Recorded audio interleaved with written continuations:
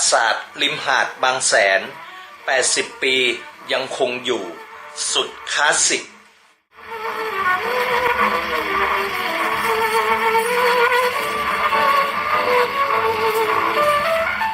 โรงแรมติดชายทะเลแห่งแรกของจังหวัดชลบุรี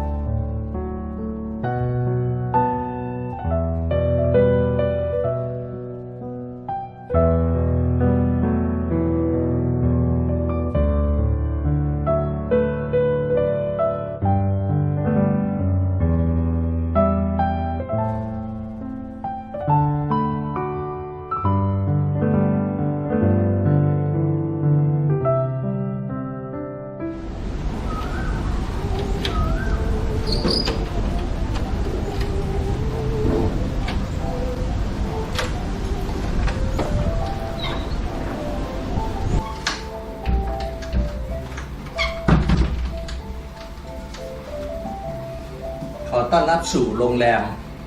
แสนสำราญนะครับ ห้องนี้ก็เป็นห้องสแตนดาร์ดนะถ้าห้องใหญ่เนี่ยผมไปถ่ายทำไว้ละห้องนี้ก็เดี๋ยวให้ดูบรรยากาศภายในห้องนะทุกอย่างคลาสสิกเลยนะครับ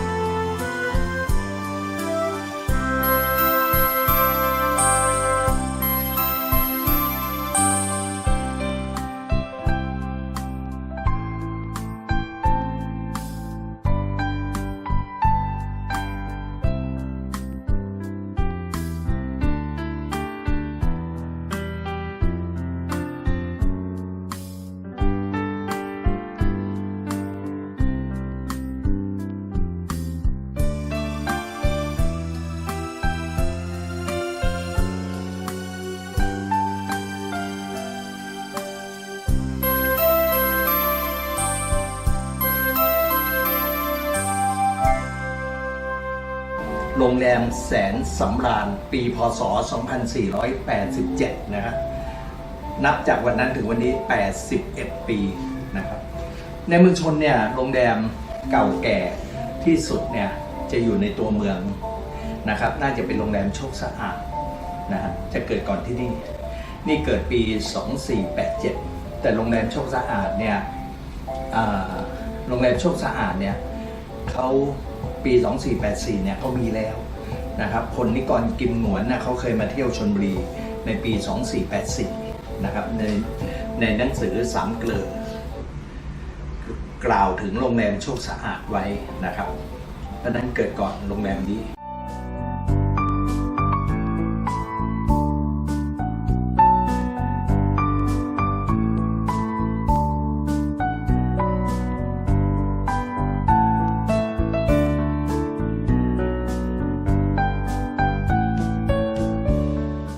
โรงแรมนี้ก็ถือว่าเป็นโรงแรมติดชายทะเลแห่งแรกของจังหวัดชลบุรีนะครับหลังจากเป็นโรงแรมแสนสำราญ 2487 แล้วก็มาเป็นโรงแรมบางแสนแล้วก็มาเป็นโรงแรมบังกะโลบางแสนแล้วก็มาเป็นโรงแรมบางแสนบีชรีสอร์ทแล้วถึงมาเป็นโรงแรมปัจจุบันนี้ก็โรงแรมบางแสนเฮอริเทจนะ